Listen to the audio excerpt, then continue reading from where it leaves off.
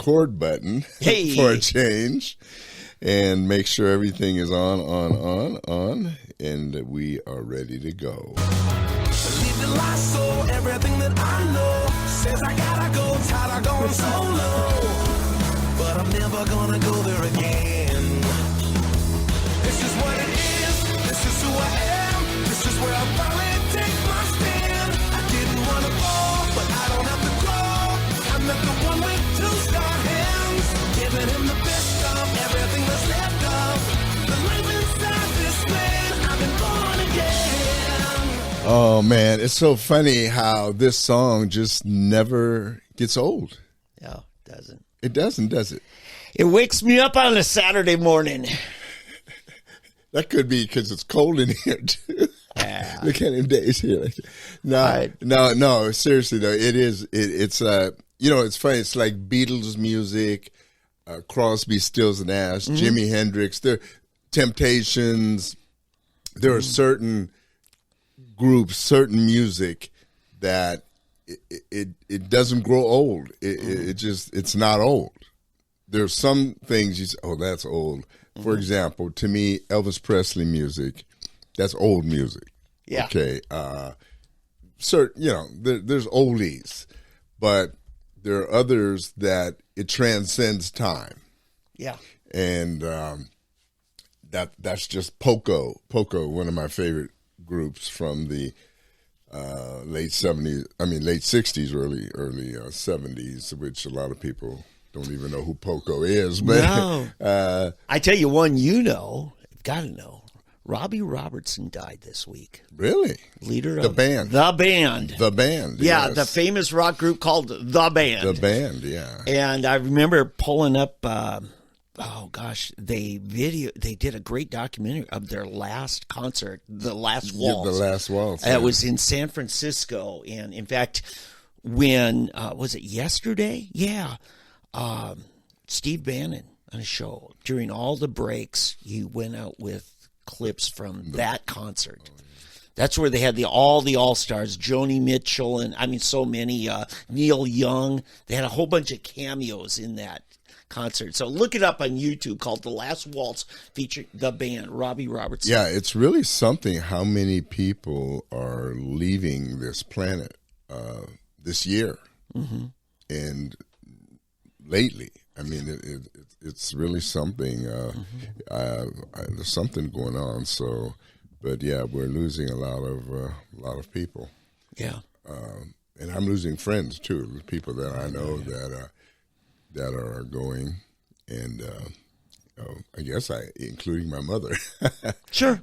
My mom joined, but she lived a good long life too. Yeah, but a lot of them not so old, in their 50s, 40s, 60s, 70s, yeah. So, yeah, but, Robbie Robertson, yeah. Yeah, and by the way, while we're talking about losing, I'm going to see my folks this coming week, so I may be phoning it in.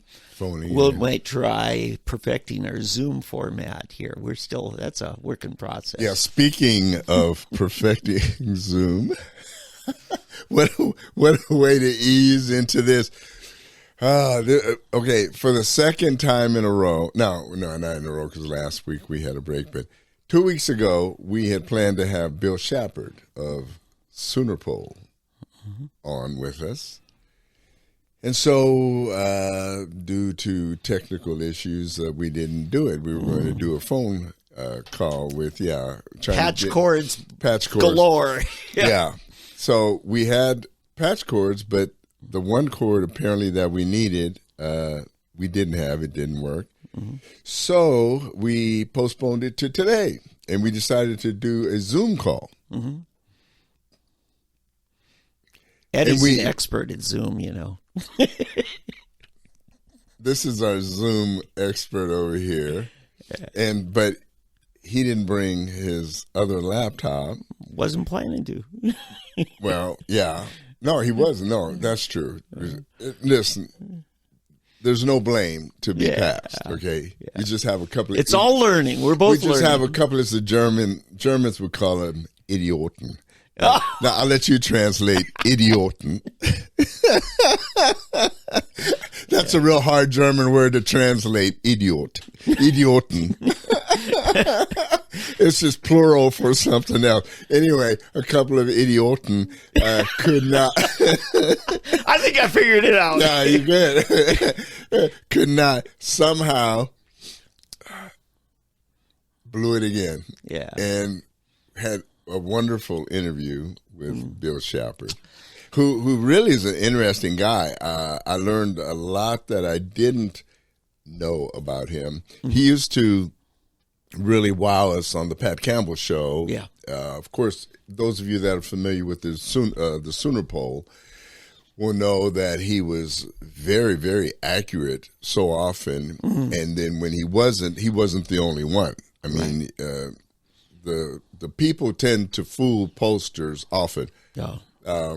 2016 was one of those times when many were fooled, and when Donald Trump beat Hillary, and I beat the pollsters. I even shared with them my methodology. I'll never forget. We talked about it actually. How Pat used to rely on the betting odds. You can go on and see the betting odds, and the betting odds are normally very accurate. And so you can bet on elections, presidential elections. And the betting odds had Hillary Clinton winning in 2016. It was at one point 90 to 10% and 70. Well, on the election day in the morning was 72 to 18% for Trump. And I was sticking with Trump. I said, Trump's going to win it. And Pat, you're crazy, And so, sure enough, in the end, Trump won. And the polls didn't turn around until about 6:37 p.m. that evening. You could see it start moving by 9 o'clock. All of a sudden, whoop, it was Trump up 80 to 20, and it was all over. Well, but what made me realize that Trump was going to win was around September of that year. The LA Times poll had Trump leading. Yeah. And he had him leading by a pretty significant amount. And I was thinking, wait a minute, if the LA Times has Donald Trump beating Hillary Clinton, then she's in trouble.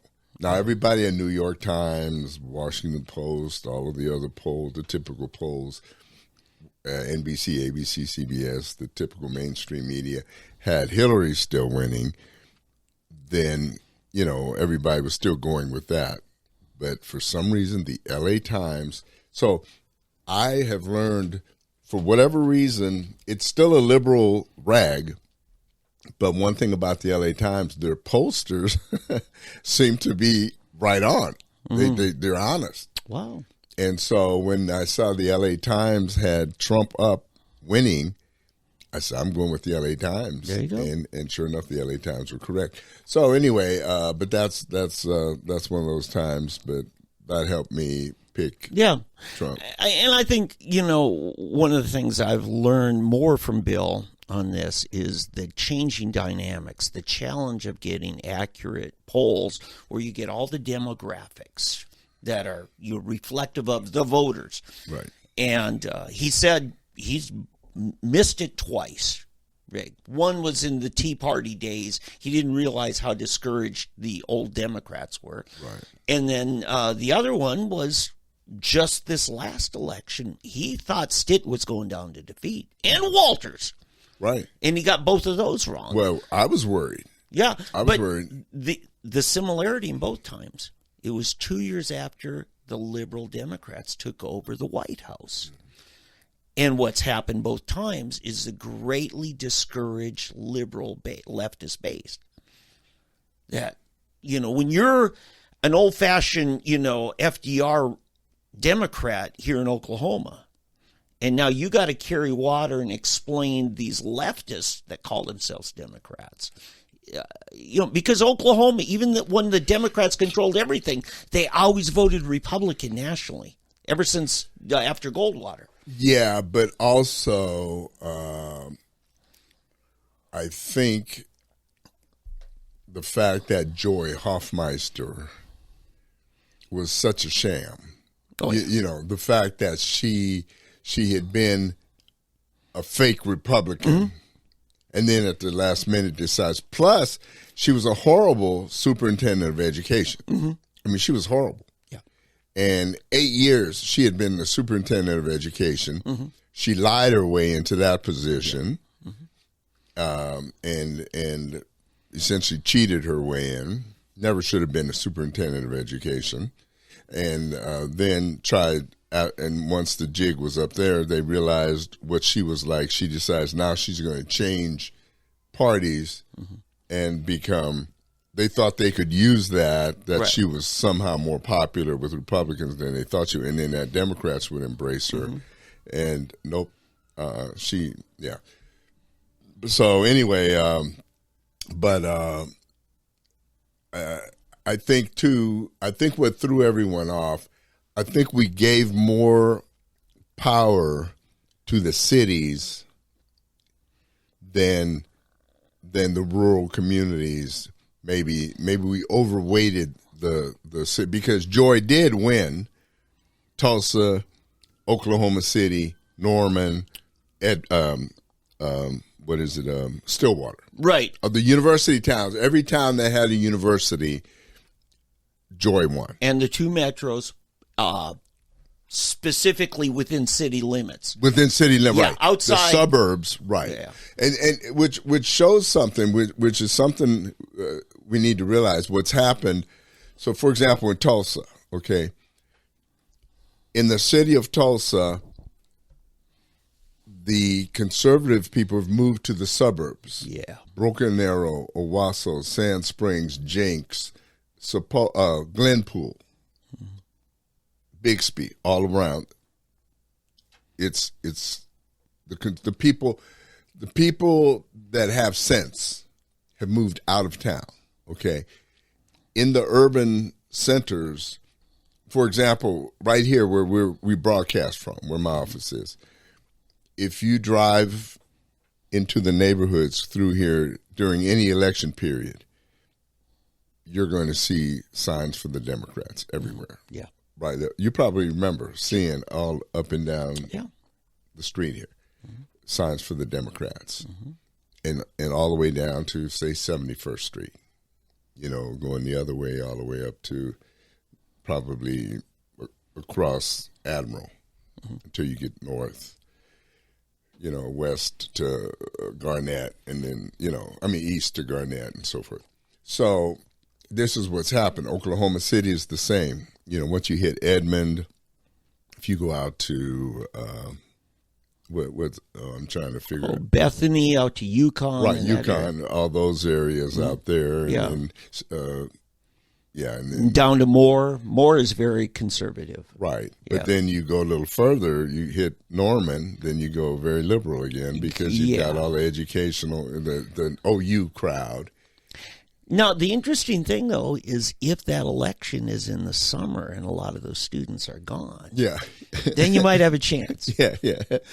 Maybe that's what we need to do, start putting the elections in. Well, unfortunately, it didn't work on the Obamacare, Medicaid expansion. We had that vote in the summer, and it was Norman that made the difference. Their suspect mail-in ballots that were 83% yes. In every other election, the mail-in ballots tend to skew more conservative. Right. You know, I call fraud on that. Yeah, well, healthcare is a weird one anyway. Especially if you have a lot of elderly people involved. The elderly are always, for example, one of my good friends, very close friend, very, very staunch conservative person. When it comes to health care and your social programs for the, Medicare, Medicare. Don't touch my Social Security. Don't touch my, I worked all these years for, Then all of a sudden they become very... Yes, in case in point, let's go back to what Pat Campbell said, because Bill Shapard in a conversation, he said, a month out, he had that medical marijuana vote. It was perfect. It was exactly what he said it would be. And Pat Campbell mentioned the day of, that morning he did his show and then he went to vote. And he's standing in line there. And it was, late morning, of course, is mostly retired folk. Mm-hmm. And he's just kind of saying, well, where are you on this issue? And all these older folks saying, I'm voting for it. He says, I got to get off these opioids. And it's the only other thing I've heard works is some of the cannabis. And Pat would get on the radio and talk about his own mother benefiting from it. Right. And so what happened is people were convinced that it had viability for some of the geriatric type health conditions.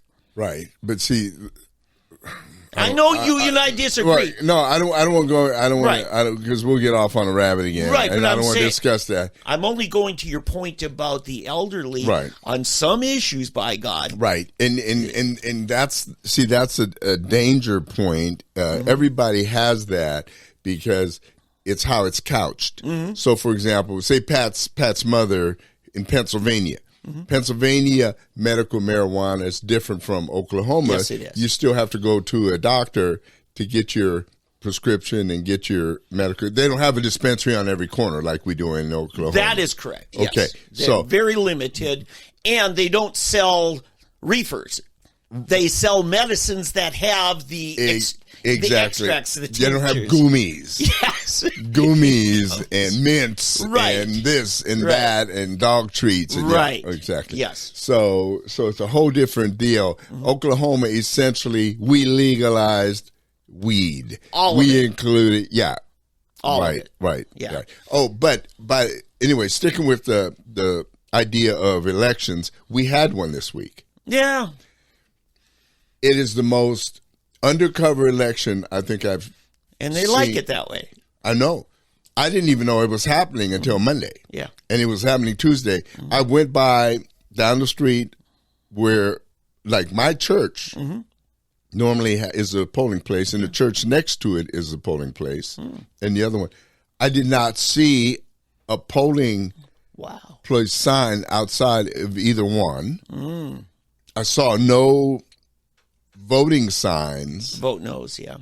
Or vote yes. I didn't see a vote yes, vote no. I didn't see anything anywhere in basically in South Tulsa. I didn't even see anything. Yeah. And so unless you were hip, very informed, you didn't know about it. Yeah. And all this was basically, really, it was an extension of 2025. Mm-hmm. That's what the Vision 2025. Yeah. We're going to make it now Vision 2030, I guess. Yeah, it's that temporary tax. It's not so temporary. No, it's just extended some more. And here's what just really drives me crazy. $93 or $96 million for the Performing Arts Center. Oh, God. And there was like 20-some million for roads. Okay. For streets. And I'm thinking, what is wrong with you people? Yeah. What is wrong with you people? And when I'm driving here every day between Memorial and, you just go out here. You just on Memorial right here between 51st and 61st. Mm-hmm. You go all the way to 101st. Boom, boom, boom, boom, boom, boom, you know. Mm-hmm. Tulsa, for a city of its size, for a city of its stature, we have absolutely the worst roads. In fact, I was thinking of it this morning. What I would love to do, if I run the city council, I would go to El Paso, Texas, border town, right now plagued with illegal migrants. Okay, you can drive on those streets and have the smoothest roads you've ever seen. And you come here and it's atrocious. It's like driving in an 1800 in 23 town. We have the worst city streets available, and yet we're spending $96 million on a performing arts center. When's the last time, I ask you people there, when's the last time you went to the PAC, the Performing Arts Center to see anything. And, and it's going to cost you probably $100, over $100 a ticket to get in there. So the average person is not going to go. So we're doing the opposite of what Owasso is doing, because they're abusing their taxes as well, but in a different way. There is a hotel tax in Owasso. They aren't using that. What it traditionally is for, it's to develop tourism and conventions and, events. They're using it for other things, such as bringing in new industries, so that now you can get a hotel a lot cheaper in Tulsa. And so they're exploiting and suppressing the hotels up there by making them charge a whole lot higher tax so that the people who live there don't have to pay as much and pay for things. Okay, what we're doing is just the opposite.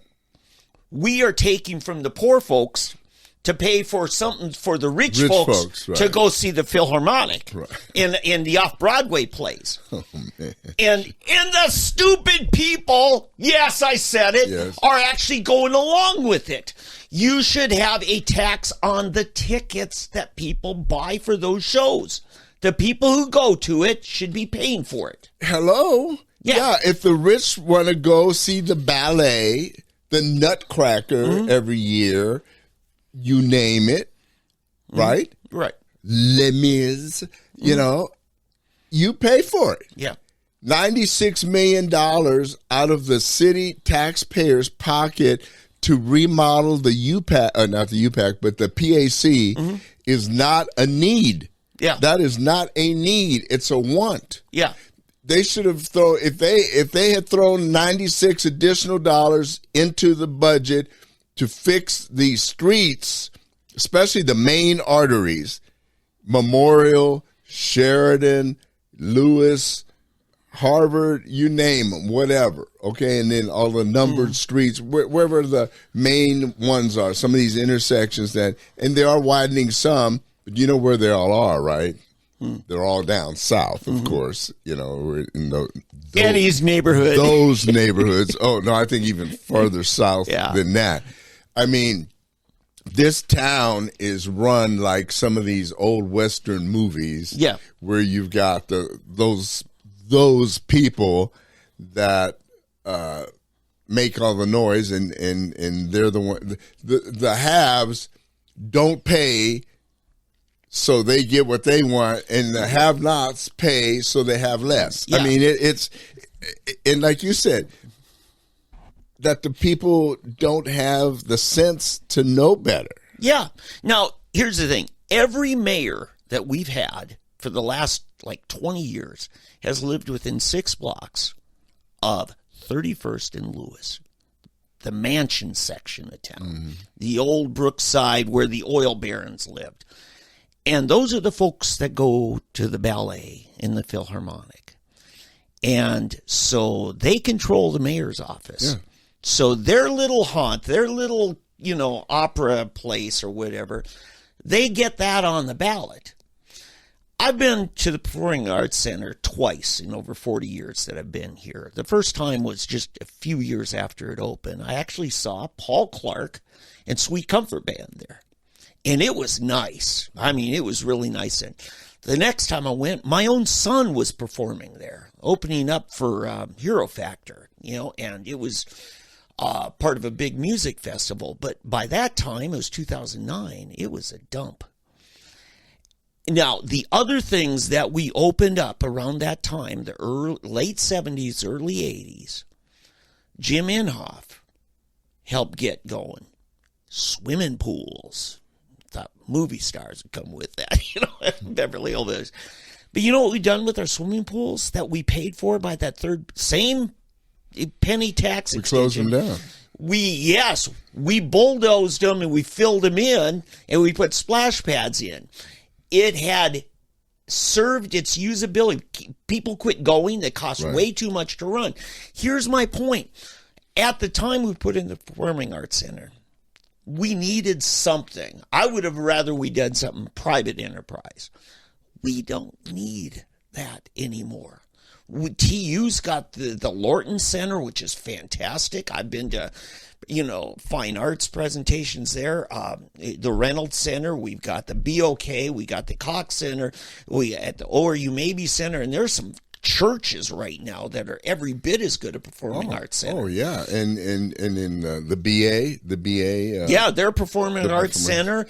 I mean, you go to Victory Christian Church, that's nicer than the performing arts center. So we've got plenty of private enterprise. Oh, and I haven't even mentioned the casinos. Oh yeah.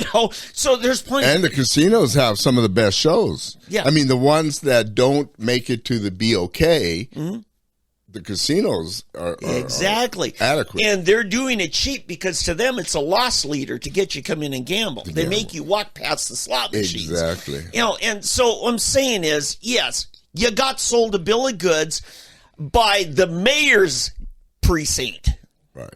They make sure that they get their performing arts center that they got season tickets for. Right. So anyway, that was our election, Eddie. Yeah, it's sad, but it's sad to me that the people get tricked because they don't really know what they just know we need this, and they tell them it's for streets and it's for this and this, and they don't read and realize that that the bulk of the money is for the rich Eddie, to get. And you got to look at it's. Are we taxing the people that should be responsible for getting it? Now, we've got a real issue here with our highways because more and more we're turning to the Turnpike Authority to do it off the books. In other words, so they fund it and then they collect tolls. Well, they've recently switched to what's called plate pay, where they no longer have toll booths. You can't pay cash. Right, and it's run by an out-of-state outfit. Yeah, and that plate pay... They decided now it's too hard to figure out who owns the vehicle if they got tribal plates. So guess what? If you're driving a car with tribal plates, you get to drive free on the turnpikes. They don't charge you. Right. And guess what? If you're from Nevada or you're coming through from Illinois, you don't get charged either. That's the thing where we should be charging the people who are just passing through. Right. Using the full length of our roads, and we don't. We are charging the people that are easiest to nail with their portion and more. And because we're not charging the others, what is that doing? Means the rest of us have to pay even higher. We keep raising the price. Right. So and we keep building new ones. We keep adding another one to pay for this, or at least that's the excuse. Yes. We need to quit. We need to quit. So when we first pitched it, because the newest turnpike in Tulsa is what's called the Gilcrease extension. Right. And Mary Fallon first pitched it. It was actually part of the idea I pitched to then Mayor Dewey Bartlett. Because if you want to really get people to reinvest in downtown, you got to recenter the city. You got to build out to the north and west. And that's what the Gilcrease was supposed to be for. The only part of it that we really needed help with was the bridge over the Arkansas River. And so Governor Fallon authorized for the Turnpike Authority just to build the bridge. And that was going to, get this, the term she sold us on is they will collect tolls only for 5 years, and then it gets turned over to the Department of Transportation. Now, it's Turnpike from where it starts at the south end at 51st Street, all the way up over until you get to 412, the Cimarron Turnpike area. Right. And all of it. And you don't get to pay cash in the same price as the Pike Pass. It's plate pay, and it's double the rates of the Pike Pass. They are ripping us off. They are lying to us over and over and over again. Here's what's tragic. When Governor Stitt was running, we had that conversation. And I told him, I said, this is and Gary Richardson was that's his big issue. He wants to get rid of it all. He was running against him at the time, and we had that conversation. And I told him, Stitt, this is not right, because at one time you could get off on the creek if you're heading west. If where it started, you could get off at Riverside, and it was 35 cents. Yeah. 30 cents at first. Right, 30. And then if you went to, but then if you got off on Elm in Jenks. Right, across the bridge. It jumped to $1.15. Yeah. But then when you went to Highway 75. Yeah, then it dropped back down to like 75 cents. Yeah. So it actually went up. It was more expensive to get off in Jenks than it was if you went further. It just made no sense. Yeah. And so I mentioned that to him, and I even took video, I went and videoed this and drove it and talked about it. But it was like, it's like, I don't know what happens when they become governor, if they take him in a room and it's like the UFO conversation or something. There's some secret knowledge or something about the turnpikes that once the governor finds out about it, that they're sworn to secrecy and they can't reveal why they have to keep charging. Right. Eddie, there are some issues that you run on, but you don't ever plan to fix. And that's the sad reality of politics. Because I know Sarah Stitt, the governor's wife, told me, she says, there's only one issue I want to work on if I become first lady, and it's mental health. And she's worked on foster care, but I haven't seen anything on mental health. And, I'm calling her out on it because, you stand there and you tell me that, and I'm serious about mental health. Oh, I know. And then I approached her after a year later after she and I had the first talk, and she just wanted to get rid of me. I'm sorry. You don't like it. Don't make those promises. And what's crazy is we're on their side. Yes! I don't think they're bad people, but what they're doing is bad. I mean, I'm sorry. I've just got to say it. If Donald Trump does something, and here's the crazy thing, okay? Here's the crazy thing.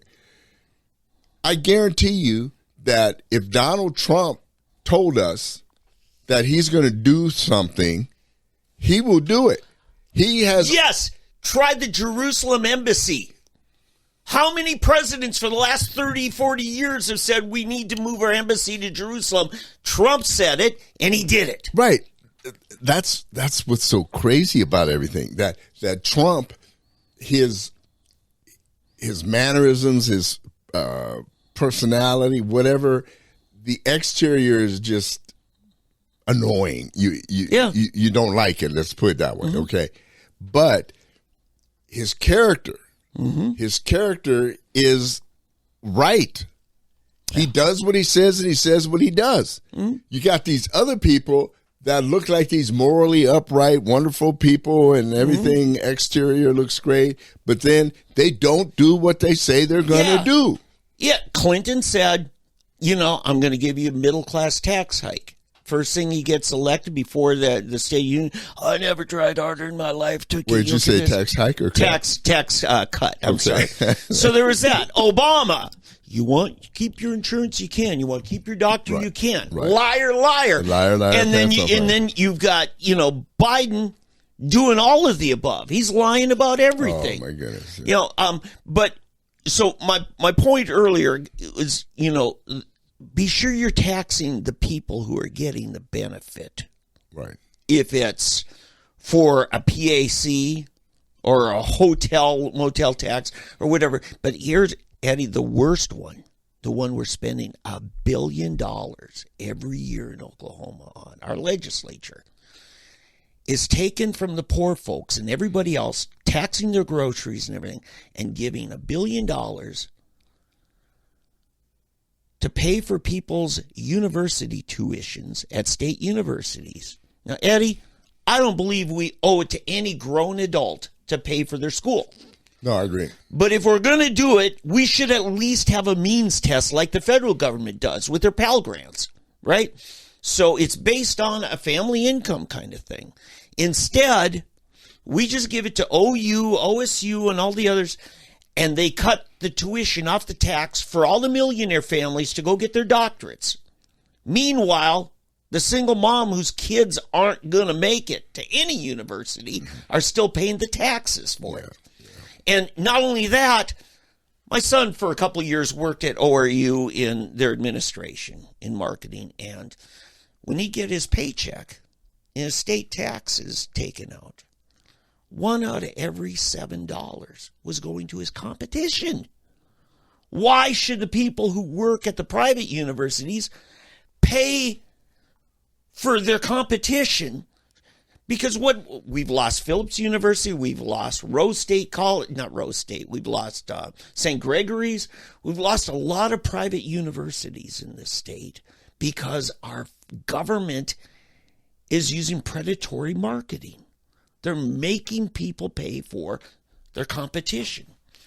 Now, the people who work at OU aren't paying to subsidize Oral Roberts or TU. Nope. Or Southern Nazarene or Wesleyan or Oklahoma Baptist. So there again, the people who are benefiting should be helping pay for it, or at least means test it. Sure. I'm off my soapbox. No, listen, I'm glad. It's funny. We do that's the thing I think that makes this show different from others, because we do chase rabbits. Yeah. And I think these are rabbits that need to be chased. Yeah.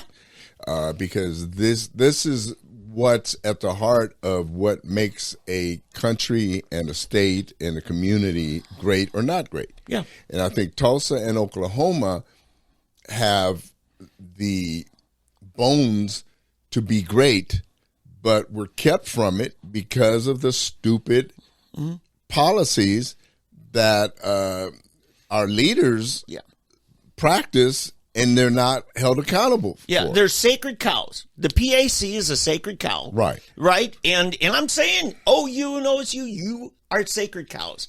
We don't need the government to build us a college. No, and the endowments they have. Oh, hello. They're big enough, and and oh man, I'm really gonna get it. And when our taxes also go towards paying for football programs, the same thing there. The football programs should be totally self-funded. Not football, athletic programs. Well, there you go. Because really, the football is subsidizing the other sports to a great degree. Right. Okay. Right. I always had a hard. Well, no, if you can't afford baseball, if you can't afford soccer, wrestling, swimming, crew, whatever, cut the program. Right. That's what I say. I'm sorry. If football can't support, you got to make, Wichita State used to have football. Yeah. They don't have football anymore. Nope. Because of Title IX. Okay. If nobody wants to watch women play, you name it, I don't care. This is now I'm jumping to something else. The Title IX. If you don't cut a sport that is popular to make 3 women's sports, so you can add up to having 75 girl scholarships to equal to the number of men's scholarships. You see what I'm saying? It just doesn't make sense, especially when these 55 or however many scholarships here aren't going to bring in the finances that these over here would have. Oh, okay. You see what I'm saying? This is the madness that America has gotten into. You would know this, and I think I'm confused on something. Okay. Is Eddie's saying no? That's nothing new. No. No. It is on Title IX. I always thought it was you had to have an equal number of women's sports to men's sports. Is it instead equal number of women's scholarships to men's scholarships? Or is it both? No, it's actually it's actually the number of scholarships. So for example, it's actually so football, which might have 60 of your players being scholarshiped, right, on athletic scholarships. Now, just because you have a woman's sport to match it, that might be like interpretive dance or something, or synchronized swimming. Well, you got to do 60 scholarships for women. is what you're saying. Yes, that's why, for example... Wow, see, I did not know that. That's why men's soccer, let's say take TU, they may only have 9 actual full scholarships for soccer, men's soccer. Yeah. But their women's soccer program may have 27. Yeah. Full ride. So they can, or you take Oklahoma State, they have no men's soccer program, but they have 27 girls soccer scholarships. Gotcha. You see, to equal your, what is it? It used to be 55 men's full scholarships for football. I don't know how many it is. It's probably more now. And I don't know why. Now, is this an NCAA rule or is this a federal government? It's a federal government. Yeah, see, this is a problem I have because if you're a private university, why should the government be telling you how many scholarships have to be men? That's a quota system. Well, no, it only applies if your private university receives federal scholarships. Federal funds. So if you're getting Pell Grants or any federal scholarship money, then you have to abide by. Okay, Eddie, so why don't we do this? At least have some kind of a metric to determine the necessity, because here's what I'm getting at. At the time they put this in, early 80s? Sometime in the 80s? I don't remember. The Title IX, I think it goes way back to late 70s, early 80s. Could be. I was living in Europe. Yeah, and there was a time when more men went to college than women. Right. You go on the ORU campus, and you got 2 sister wings for every brother wing in the dorms. And no, most universities now are majority women. Mm-hmm. No, it's true. So what was Title IX for? For equality of women. To get more women access? No, it was just it was supposed to be to give equality to women financially and in sports and things like that. So, in other words, everything that you give towards men, you have to give equally to women. Mm-hmm. So equal access, equal finances. You can't give more money. Okay, so you could have more men. You could have more men's sports than women's sports as long as the number of scholarships that you give. So if let's say the scholarships were that's why TU doesn't have a football team. Baseball team. I mean, that's right. Baseball team. Yeah. And ORU doesn't have a football team. Yeah. So they do it that way. Uh-huh. Yeah. So, especially football. I mean, if you're going to be competitive, you're going to have And that gets back, Wichita State, it killed their wrestling, it killed their football so that they could match their Title IX. Yeah. Yeah. Wow. See, if the scholarshiping was done by, say, a third party, because there are plenty of organizations give scholarships, I wonder if that wouldn't free things up to where, but then again, the NCAA would see that as pay to play. You would run into the Eric Dickerson SMU issue. Well, you got NIL. Yes. NIL just killed all of that. Yes, I heard somebody say college athletics is now total free agency and no salary caps. Well, yeah. That's really what it is. Yeah, they're trying to step in now and get a hold of that. Because pro football does have salary caps on your team, and you have contracts that, bind your players to the team. Yeah, see, to me it's so unfair because Bryce Young, the quarterback from Alabama, he's at Carolina now. Okay, yeah. So you get this guy, and he was doing Dr. Pepper commercials. Mm-hmm. Okay, and he might have done others, and he was making several $1 million. Okay. Yeah. Joe Blow over here, his son is blocking for Bryce, right? He's probably not getting anything. I don't know what he's getting. His offensive tackle, his guard, the guy who's keeping him from getting his neck broken. Yeah, he's not getting anything. To me, I'm thinking, wait a minute, time out. There's something wrong here, okay? What is my son getting? My son, let's say he doesn't go to the NFL. You know, he gets a degree. He may get a job. He went to Alabama. He didn't go to Harvard, Yale, or Princeton.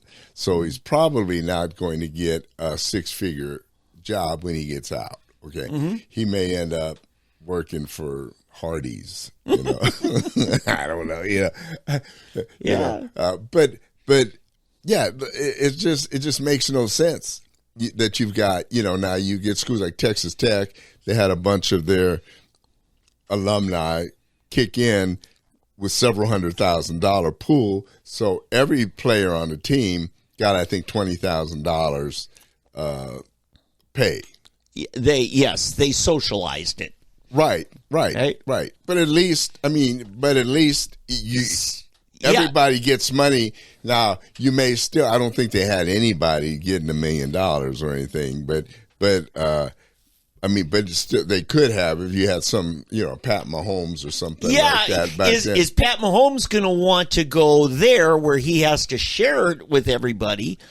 Well, no, he wouldn't. No, he wouldn't have to. You could still have an individual. But, but their deal is at least they have this fund that everybody else gets to. Because, like if I'm at Alabama and I'm not getting anything, and Bryce Young is getting $5 million a year, I'm going to be pretty ticked. You know what I'm saying? It just isn't right. Yeah, no, I agree. And in fact, it just came out in the news this week. The IRS went after Texas A&M. They had the same kind of foundation, and they filed it as a nonprofit. It was just managing NIL to share it.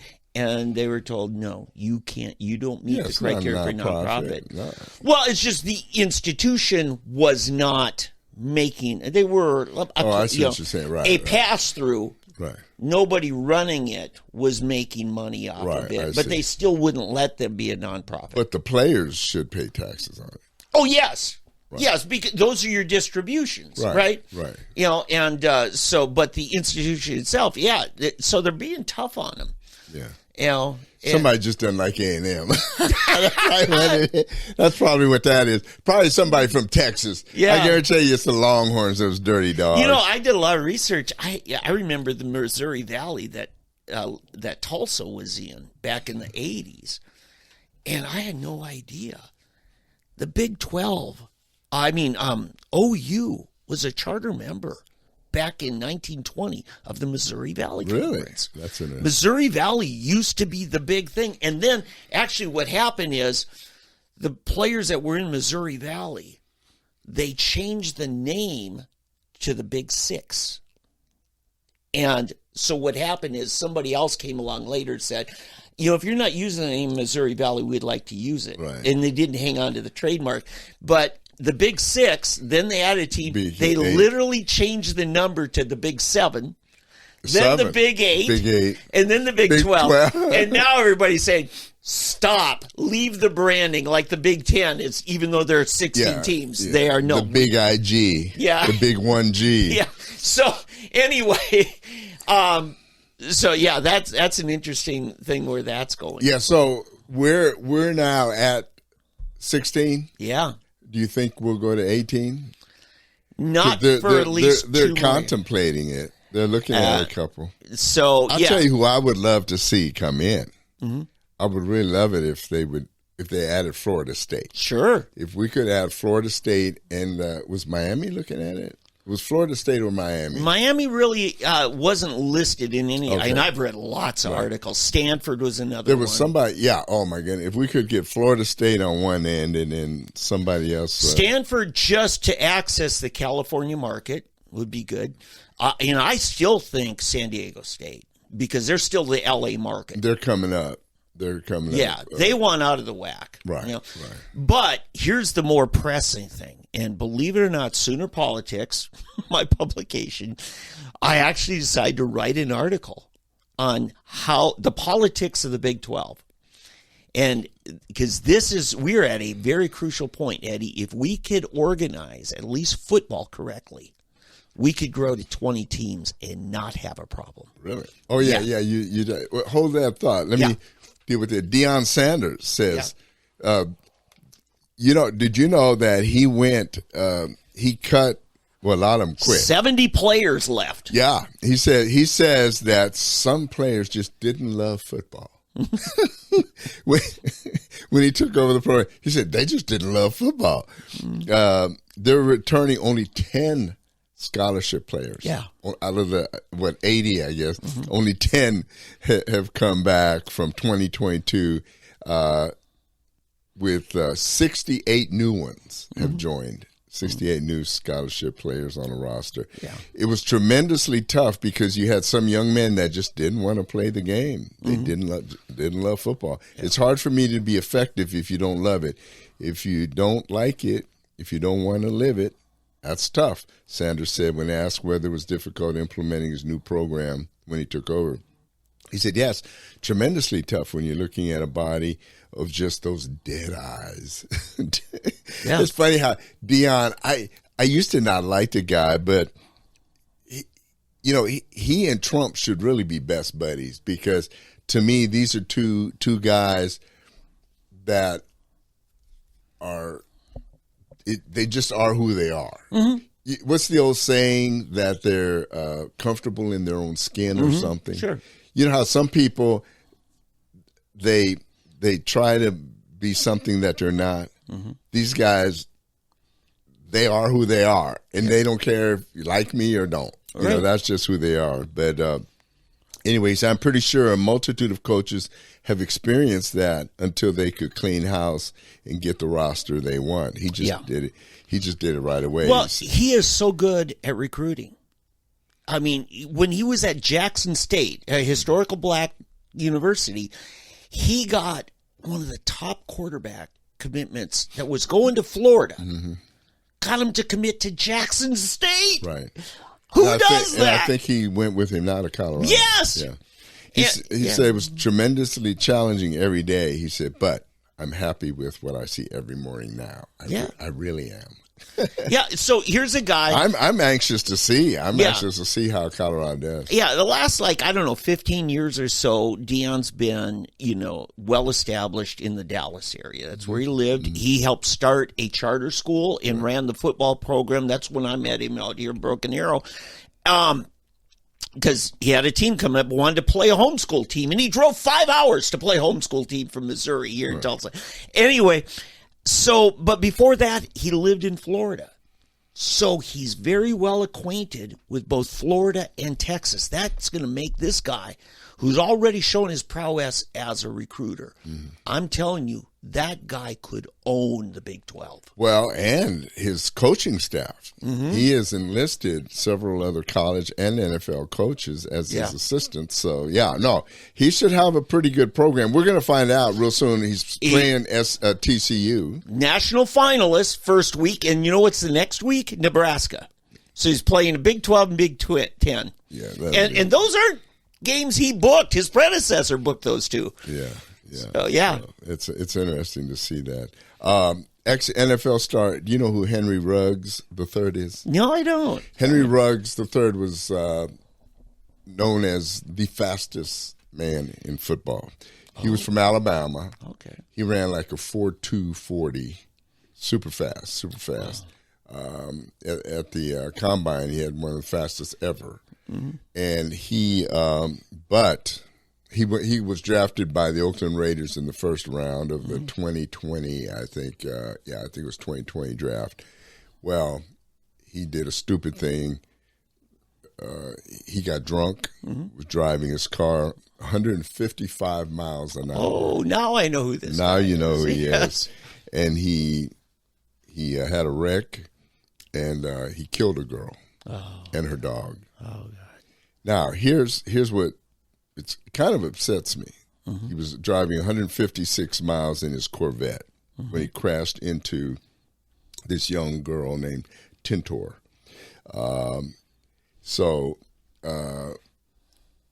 In the DUI crash, killed she was a Las Vegas woman, and it was in 2021. It ended his short career with the Raiders. Well, he was sentenced to 3 100-year sentences. Wow. But he has now been, they're saying it's been cut short, and he could be out in 3 years. Yep. And it's ridiculous. So what position does he play? He's a wide receiver. Man, that sounds a lot like a Vikings wide receiver, number 1 draft pick, had the same thing happen, except he didn't in a crash. Really? He was driving through the Twin Cities at 140 miles an hour in the Twin Cities. Yeah. But this is tragic. And you know what? He killed somebody. He is a murderer. Yeah, I mean, I don't understand. They said when he was taken to hospital for his own injuries, his blood alcohol was 0.161, which is twice the legal limit in Nevada. Mm-hmm. And the girl's gas tank ruptured due to the crash and resulted, I'm sure she's burned alive. Jeez. She's burned up. And she was in a RAV4. Now, I don't understand how he ended up in a vet not being more injured, and she's in a RAV4. You would have thought he would be the one that would have been killed. Well, the RAV4 is going to topple because it's got a high center of gravity and a narrower wheelbase. It's an SUV.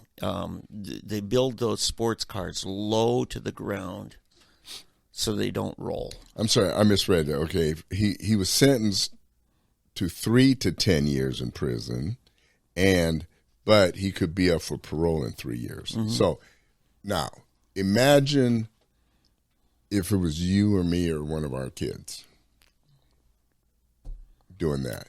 Yeah. Do you think their sentence would have been 3 to 10 years? Well, I will tell you, a state senator, one of Nathan Dom's colleagues, Nathan, who was here last week, she killed a guy on her way to the Capitol. She got 40 hours community service. She wasn't drunk. Oh. It was pouring rain. She hydroplaned. But she still was not controlling her vehicle and killed a person.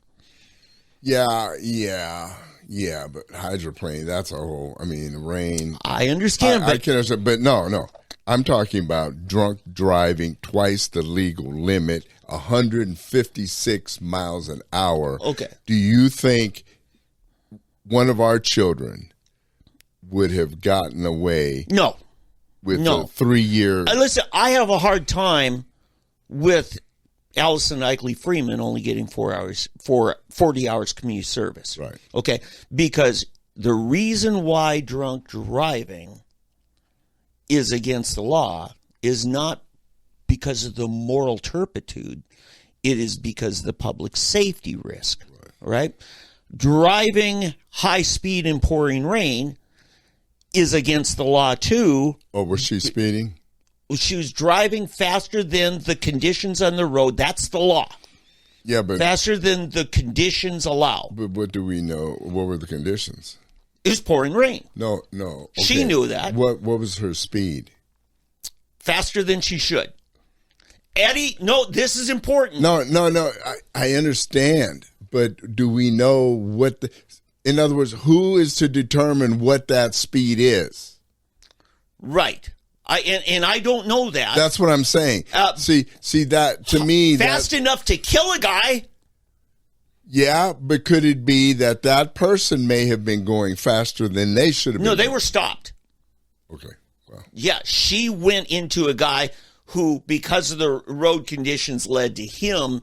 Right. I think he may have lost control. He was off the side of the road, and she flew right into him. And again, Eddie, because I know you sell insurance, there's the statutory speed limit, right, which is a posted speed.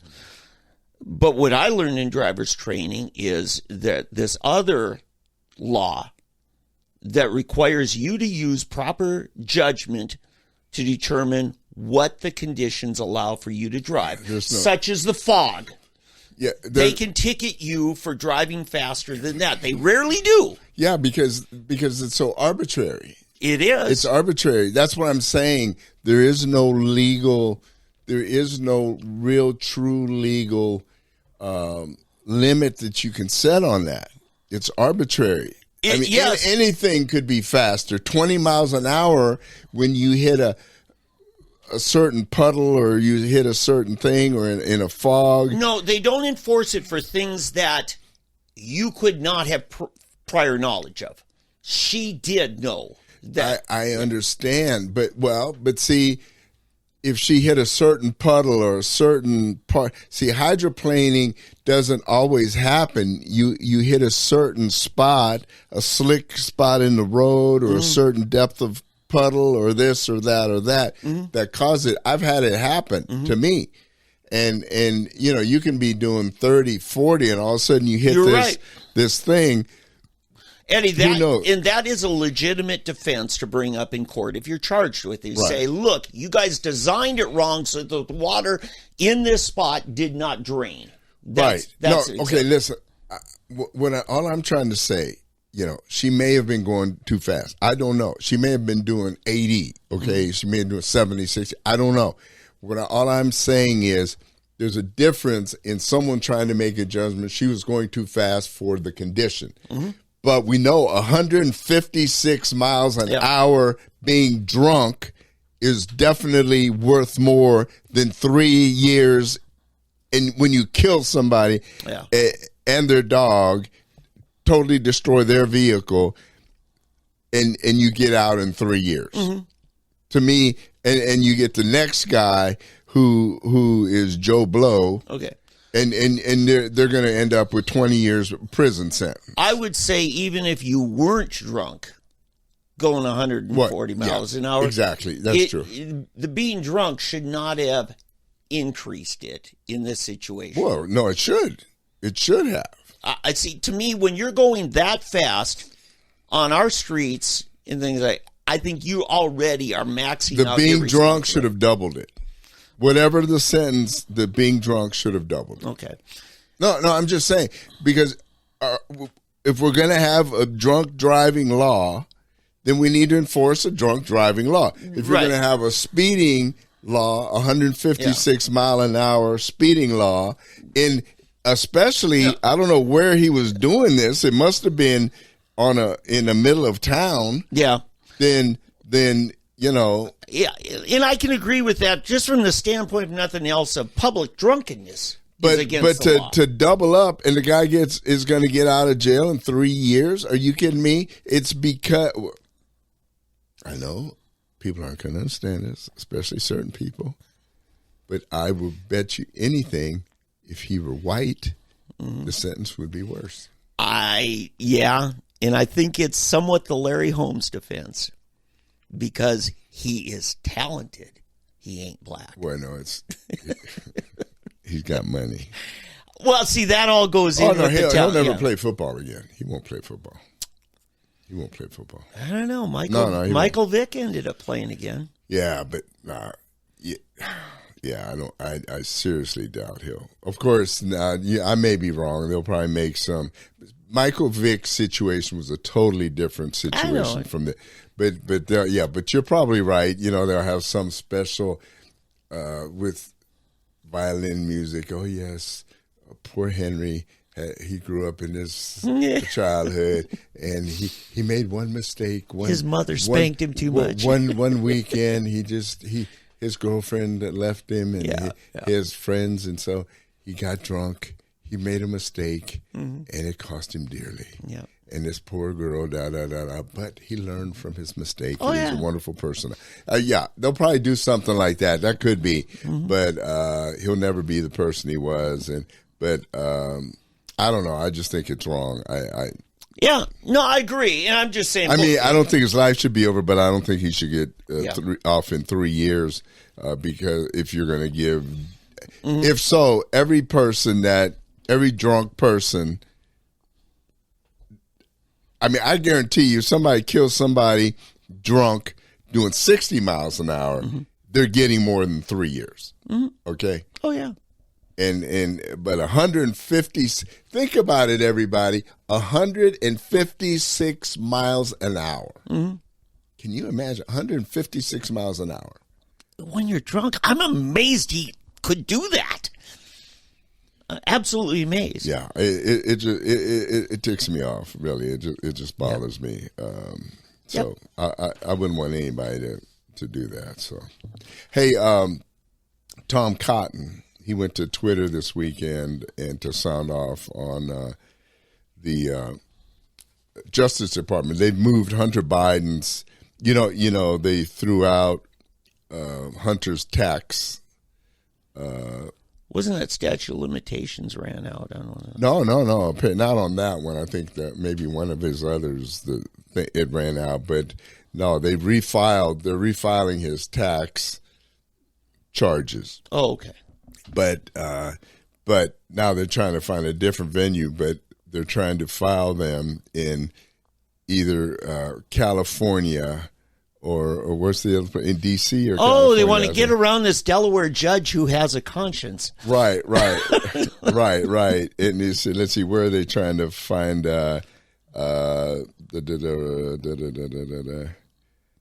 Well, he says that Biden's DOJ wants to dismiss the charge against Hunter, supposedly to refile them elsewhere, no doubt before some liberal judge who will rubber stamp a sweetheart deal. Remember when Biden's DOJ and Hunter's lawyers meet, they're not negotiating, they're conspiring. That's right. That's what Tom Cotton says.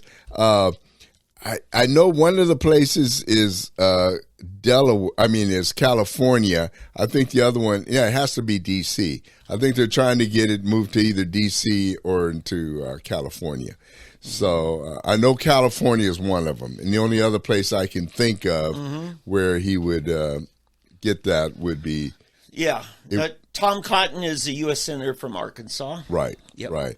But you go, Tom. I mean, we've got some pretty stand-up people in the Senate, some Republicans with some gonads who really want to. Yeah, part of the story to add on to that is the announcement here just yesterday, day before, that the Attorney General is appointing a special prosecutor on the Hunter Biden case.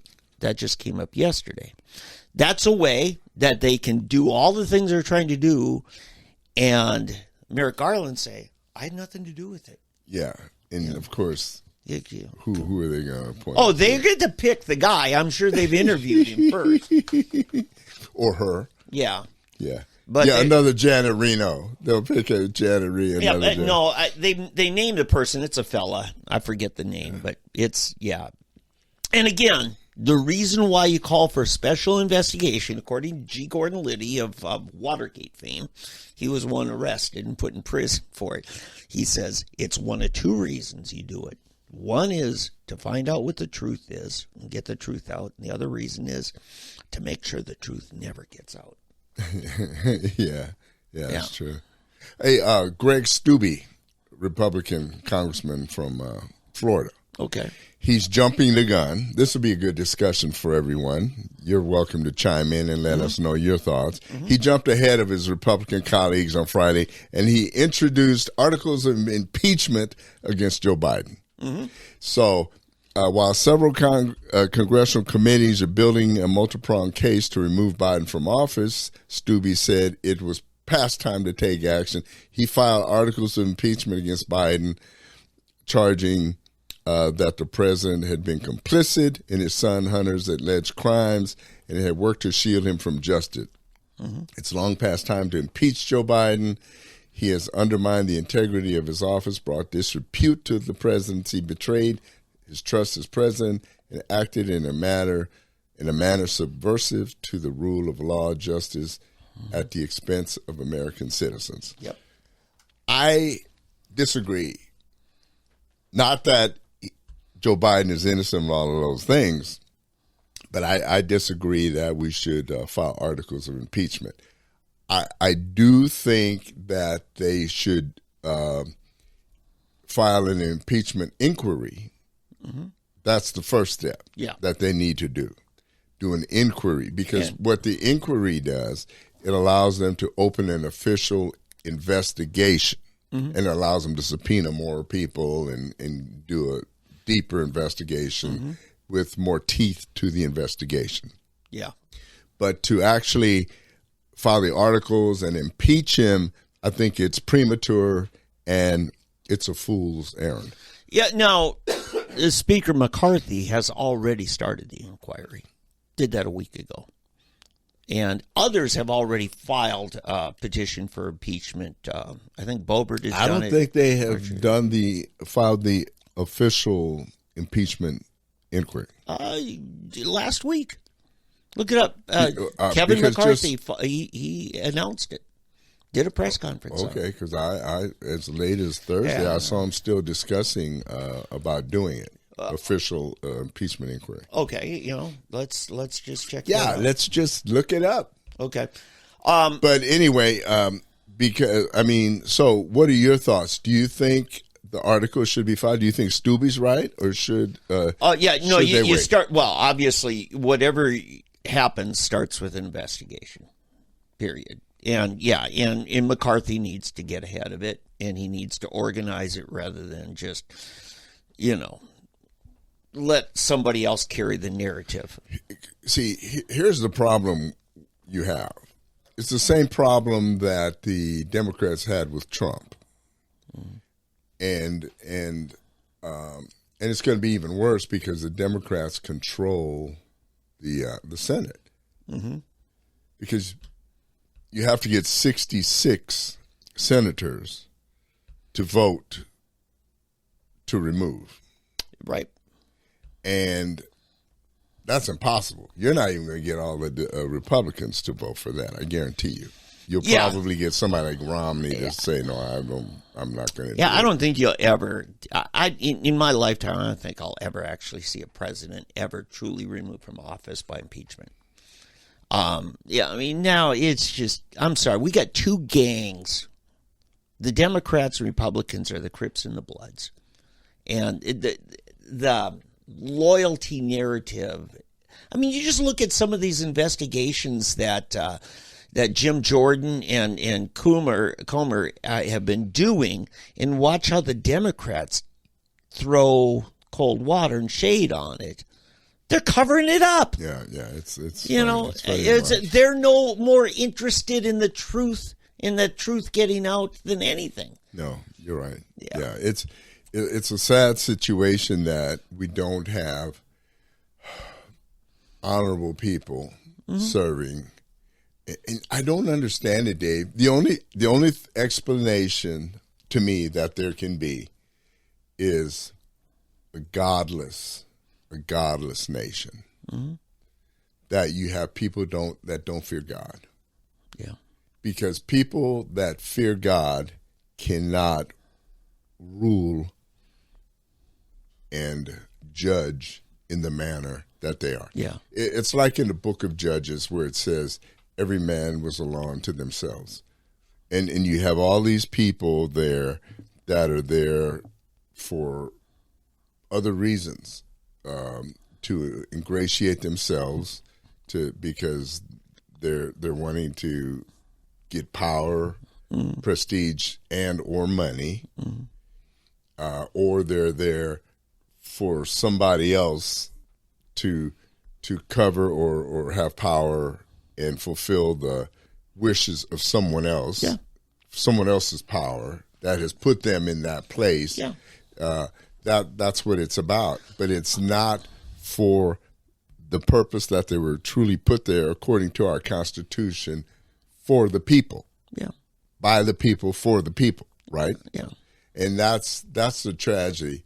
It's de Tocqueville was a prophet, where he said that once the Congress figured out that they could get the people to keep them in power, by steal money through taxation, right? Give them whatever they want, and that keeps them in power. Yep. That they would do that, and that's exactly what's happened now. Yeah. And so it's a sad thing. In fact, what's even sadder is that we have almost reversed roles with Russia. Yep. That our media is Pravda, Remember, we used to hear about Pravda. Yeah, it meant propaganda as far as we were I forgot concerned. what the other one was. There were two papers. It was Pravda. Task or something like that? Task and Pravda were the two media outlets that covered for the regime. Yeah, the Soviet narrative, those were their two outlets. And now we just have more of them, but it's the same story. Yep. Same story. And they're just covering for, they're lying for them, they're hiding the truth, they're So here's where I think we're at. The Democrats are so toe the line, right? They Tulsi Gabbard being the lone exception of all the candidates who ran, and look what they did to her, right? And now look what they're doing to Bobby Kennedy.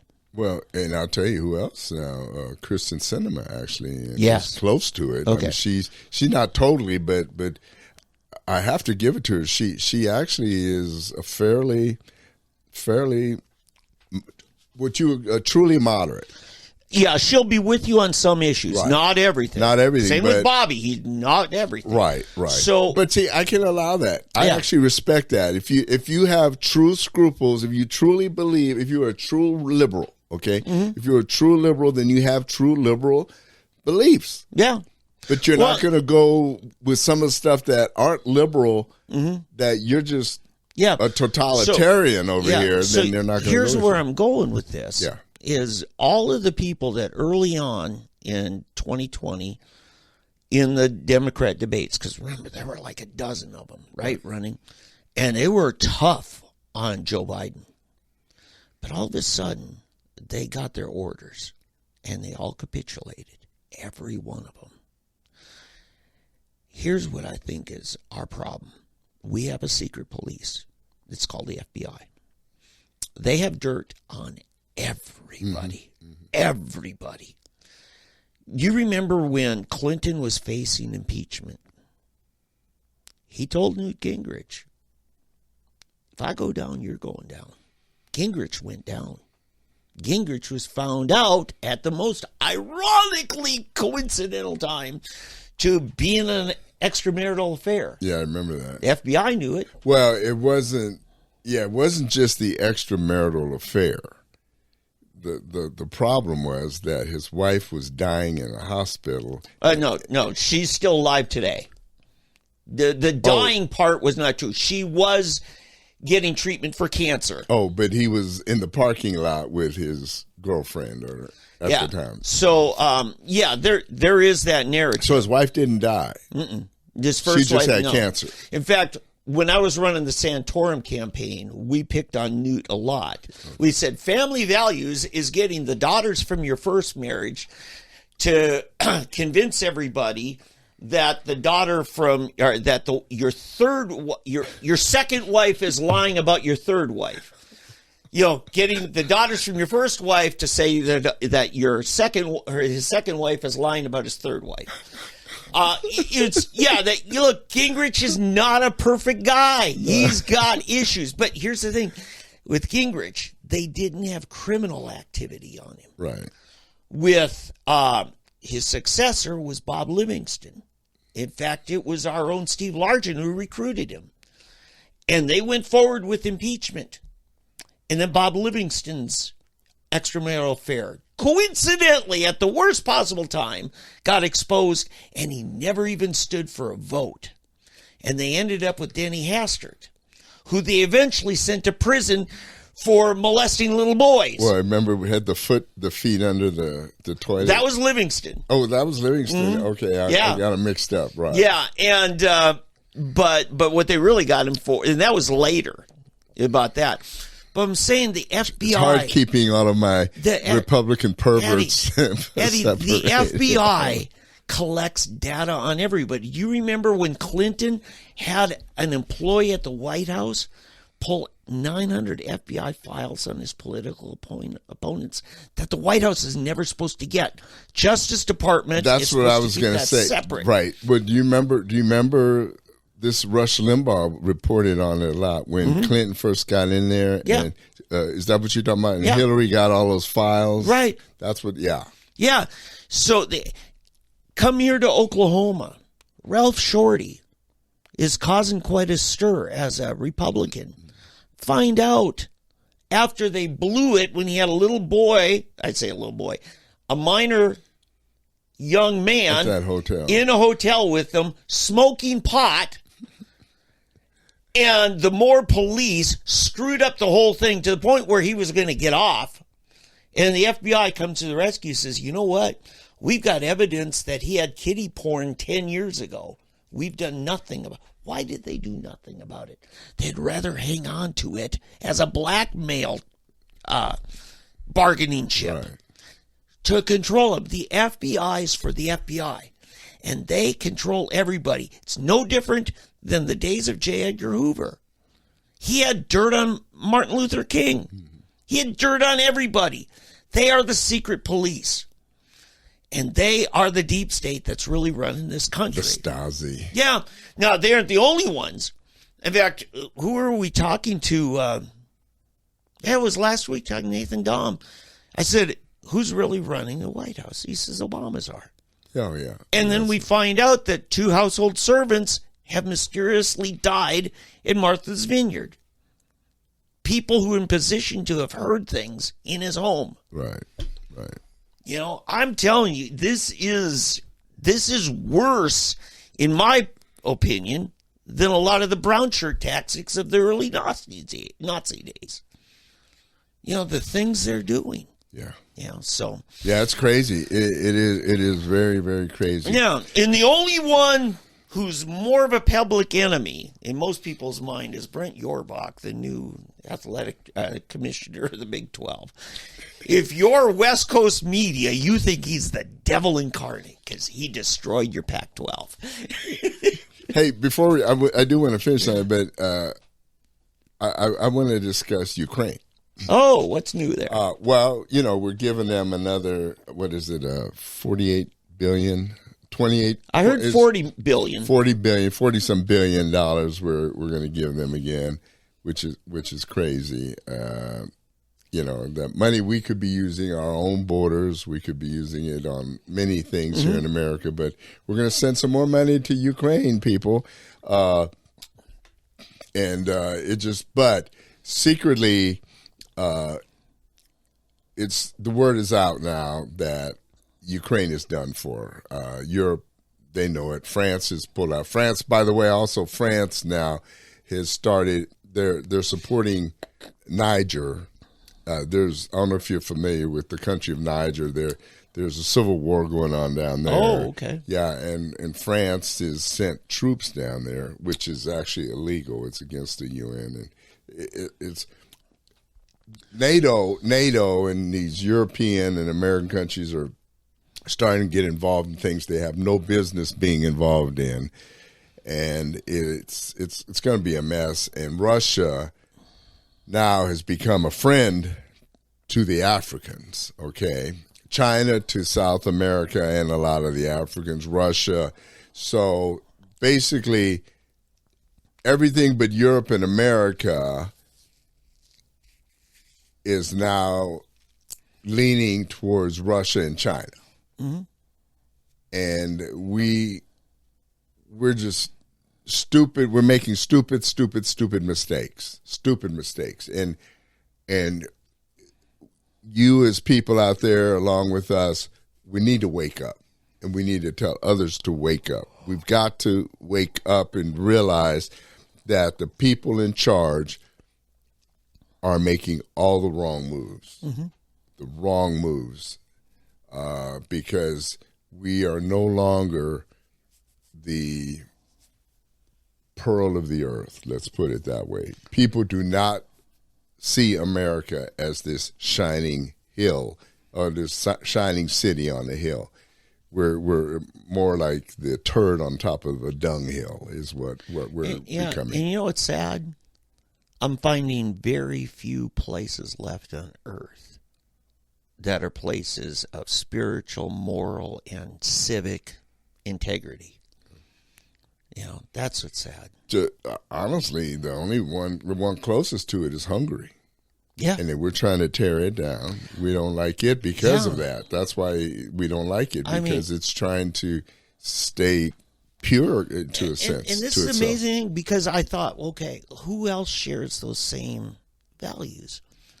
You think Canada, Australia? Oh, no, no. God, they're horrible. What happened to them? New Zealand? Yeah, no. and I know it's just like, what happened? It's all the British colonies are just falling apart. They're all going totally the other way. Yeah. Yeah. So. Yeah. Hey, Big 12. Yeah. Big 12. I have got a solution, and I've been spreading it out. All right. The doctor has a solution. That's right. Get ready, folks. And if you've got something to pull up, SoonerPolitics.org. It's on the front page in my article. I address two big issues right now. The Big 12 has. Big 16 in the Big 12. Yes. Okay. The new 16 teams. Now, it won't impact this year, okay? This year is already set. Nobody's going to change it. But beginning next year, here's what you do. All right. Because next year is when we truly do become 16 teams. Right. You've got to integrate people so they really, truly feel a part of the whole Big 12. You've got to get that integration. The other you mean where black people and white people? Yeah, there you go.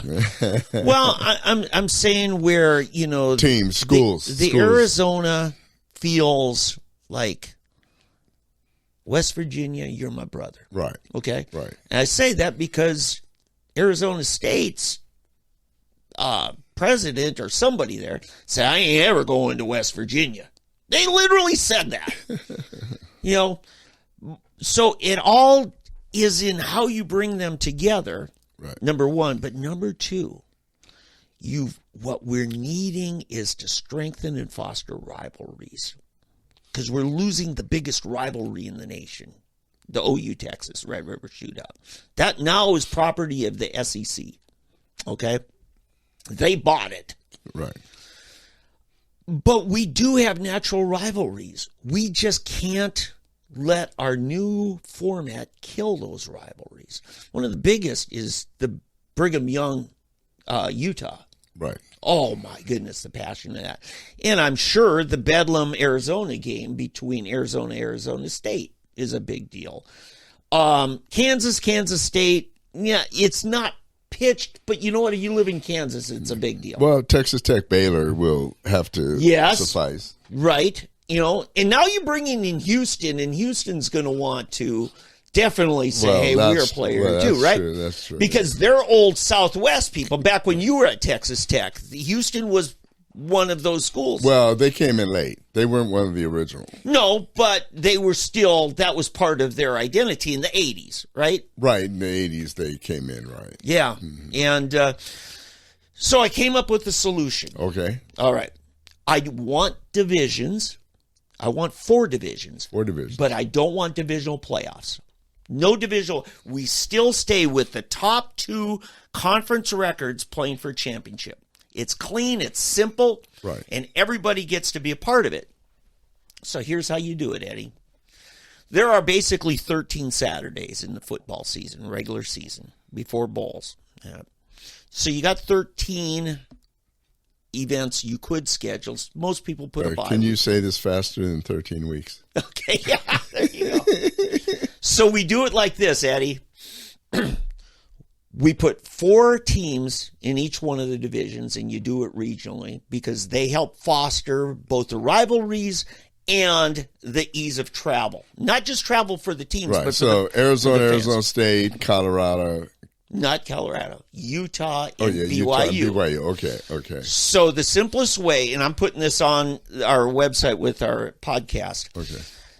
Imagine I-40, right? Which comes into Oklahoma at Fort Smith and then exits out through Amarillo and eventually Gallup, New Mexico, where it enters into Texas. So remember, Gallup, New Mexico, and Fort Smith. Those, if you live west of Gallup, you're in the West Division. If you're east of Fort Smith, you're in the East Division. Okay. Now, that's I-40. Right. Okay? If you're between those 2 points and north, you're in the North Division. If you're south of that, you're in the South, which is essentially Texas. Okay? So you got 4 Texas schools in the South. You got the prairie schools, including Oklahoma State and Colorado, are in the north. Unfortunately for Iowa State, they got stuck in the east with the other 3 schools. Here's our format. This is what I'm getting to. You're going to play everyone in your division each year on a home-and-home rotation every other year. Right. Whoever wins the head-to-head in those divisional games is the divisional champion. Right. A new banner you get to hang on your stadium, right? New bragging rights. Even if you aren't in the hunt for the Big 12 championship, you still win your division, right? So you're going to play your division, all of them, every year. The rest of the teams, you'll play half this year and half the next year. It'll be home and home, so it'll be an 8-year rotation to do this. But, Eddie, this way you play everybody. But if you're in Utah, you only travel to the East Division once a season. Just once. You know, and because you're going to play 2 of their teams out of their 4. But one's going to be a home, one's going to be a travel game. And this way, you get to mix it up and play everybody on a 2-year rotation. But your division is an every year tradition. It's you put your homecoming day on that. Because, Eddie, here's the weird thing. You could win your division, and not only could you win your division and not make it into the championship game, you could make it in the championship game without winning your division. How is that true? Imagine if you're OU. They've had a hard time beating Kansas State lately, right? Mm-hmm. So imagine Kansas State wins that division, but the overall conference record isn't as good. So it's your division record that wins division. It's your overall conference that wins a conference. That's how you determine that. I think it fosters the kind of rivalry development we want. I could see the big game for OSU being Colorado. I could see, because Mike Gundy and Deion Sanders have already connected really well. They seem to have good chemistry. I would see Colorado as really enjoying that kind of thing, and doing a home and home. Well, all I can say is it's as clear as mud. Okay. Now it's your chance. I understand if I didn't make that simple enough. I understand that. If it's still muddy. It is. What do you see as a potential problem with that format? I don't see a problem because I'm still not seeing it very clearly. So I would have to have it drawn out, and I think some would have to see it drawn. No. I mean, it's fine for you to show me that, but the map, See, for people to see it. Right. It's just, but the problem is if you don't get to play a particular team on an annual basis, it's hard to have a rivalry. I agree. It can't be a total shuffle. No, you're right. The Texas teams, probably some of the Oklahoma teams need to play. Well, actually, Oklahoma, poor OSU, there's only one, so they don't have anybody else in Oklahoma to play every year. Right, and you're right. Your big rivalry might not be in your own state. Right. Bedlam was a rivalry, right? But also was the Red River Shooter. So OSU, their rivalry is going to have to be Texas Tech, Baylor, or Kansas State. Probably is going to have to be one of those more regional teams there. So it's easier for Texas Tech, Baylor, Houston, one of those, because it's just simpler. West Virginia, Cincinnati, maybe even Central Florida. Yeah. At least they're in their same region also. We'll see how it all irons out.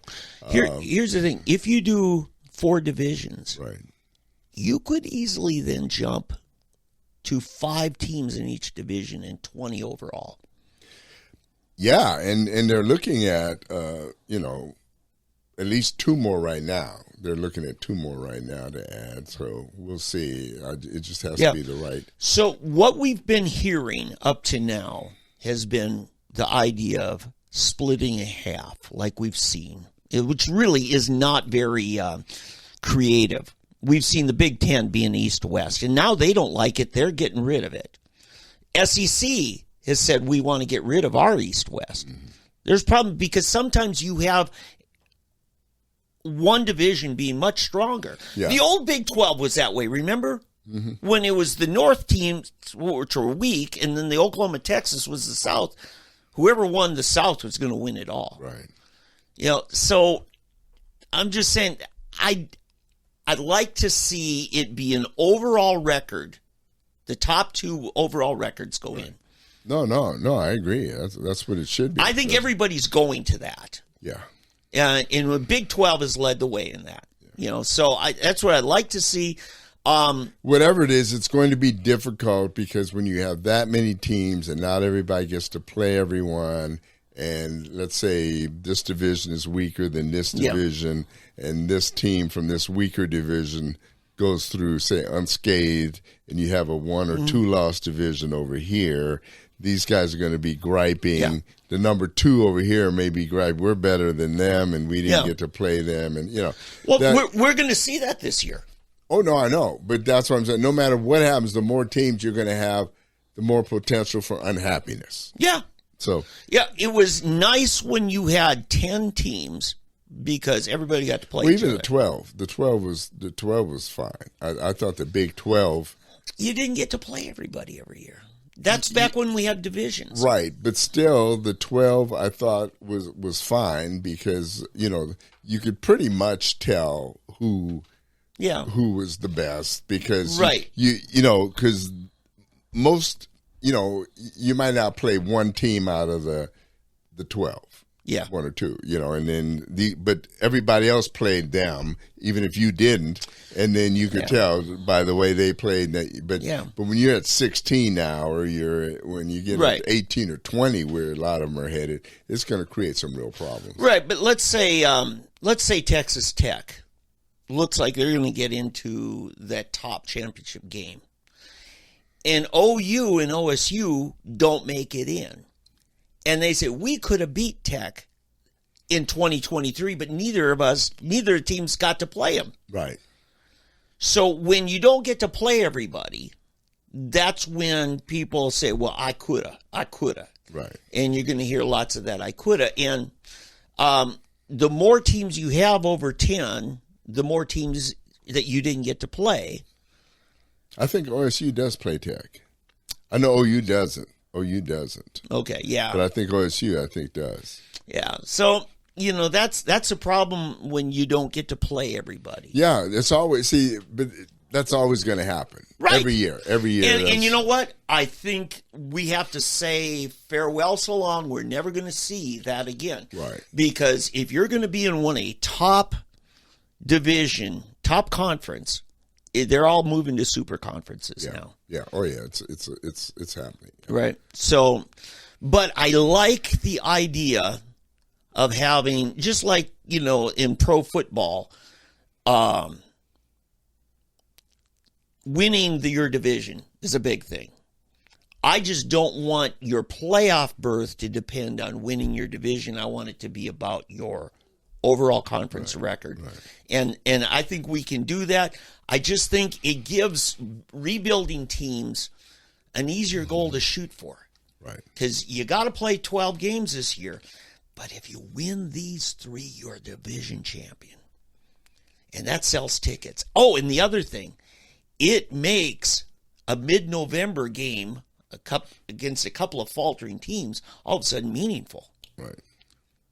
Well, we'll see. I mean, it's something that we have to see how it plays out. And I think as we go along, everyone will adjust. Yeah. They'll rework it and adjust it. Yeah. And there'll be, somebody's going to be unhappy. Somebody want to jump ship. In a few years, there'll be some more realignment and things like that. So we'll see what happens. A lot going on. A lot of The amazing thing I'm finding out in all of this, the arrogance of the Pac-12 was their undoing, and it was their conference commissioner, and he actually turned away ESPN when ESPN was ready to sign. And because he turned him away and kind of said, wait, I'm looking at others, he was playing this kind of a negotiating intimidation game. And that's what gave Yormark the invite to, hey, come on, let's look at a package. And Yormark signed as quick as he could. And once the TV networks had a full roster of available teams, they weren't interested in signing more packages. Right. Because why? If you got all your programming filled up, why pay, millions more? And when Colorado jumped ship, that was it. That was a nail in the coffin. That did it, yeah. Because they saw it. Then when Colorado left, that gave Arizona, because Arizona really didn't want to do it.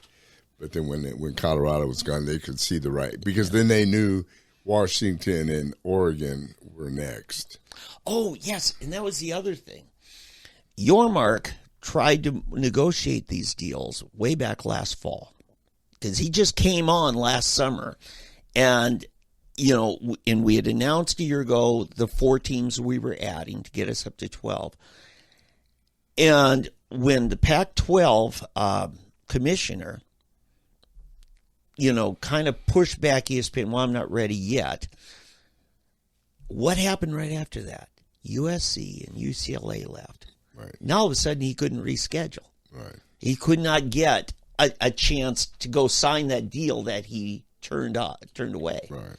Because now all of a sudden the biggest market is gone. Yeah. The LA market. You don't have a team there. So, and then the other thing that people have said is the fan base wasn't passionate about watching football.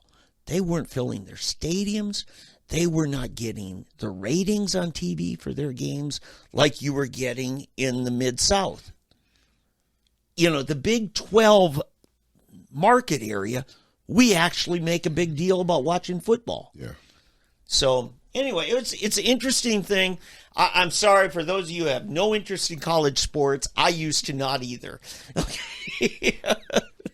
Hey, in Trump news, he continues to be indicted. Mm-hmm. And just pray for the president. Yeah. President Trump, that is. Mm-hmm. And that justice will prevail, that our nation will return to some sanity, and all of this stuff ends. This is crazy what's going on right now. And that will restore this nation to its once proud, and justice will rule in this land, okay? Mm-hmm. Hey, listen, again, our apologies to Bill Shapard, first of all, and to you all. It's there was some good stuff there. We will get him in and let you all see him and us and have a discussion. It was really worthwhile. We spent like an hour with Bill. Over an hour, yeah. Over an hour discussing the workings of the SoonerPoll and how it works and everything, and different things. But and our limited tech ability here, we went out and bought paraphernalia, which turned out not to be enough. Let's blame Samsung for part of this. They got rid of their 3.5 millimeter jack, and that's what started the problem. Is that what it is? Because then we had to use adapters in order to plug headphones in and microphones. Oh, that's true. That's true. And then you got to get the right patch cords. And if one segment doesn't match another segment of it, then and that was our problem. Yeah. We could hear the phone call, but the phone caller couldn't hear us. Yeah. Yeah, it's a one way. Or the other way around. And then we were going to do a Zoom, which we haven't done in a year. Yeah, and then somehow that was me. I thought I hit record. Yeah. But then apparently I had to hit record twice. Yeah. So anyway, whatever. But it, as the Muslim would say, inshallah, God willed it. It's funny, Muslims want to blame God for everything. Inshallah, it's God. God willed it. It's God's will. Yeah, right. No, I think God just lets us mess up sometimes and deal with it. But no, we will get that again. But we thank you all for tuning in as we always do, and we hope that this has been good for you to hear some of the information that we were able to present today. But there are a lot of things going on right now in our nation. The world is in turmoil, everybody. The world is in turmoil. Yeah. And as you're going through your day, don't forget all of the things. Ukraine is very serious. It's still very serious. It's a tinderbox. Africa, it's very important what's going on there, because that can blow up at any moment, because you've got China, Russia, and now France involved there too. And if those countries get into it there, France being a NATO nation, we will have to back them up. Mm-hmm. So that's another deal. And that's over minerals. See, there's lots of certain minerals that France wants to monopolize, minerals that deal with technology, with what's the latest thing that everybody's into?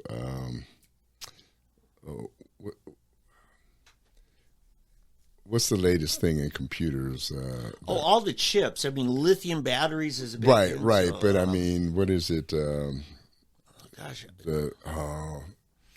Everybody's investing in something. But anyway, I'm sorry, my mind. But yeah, there are several precious minerals in the building of microprocessors. Right. Well, and electric vehicles too.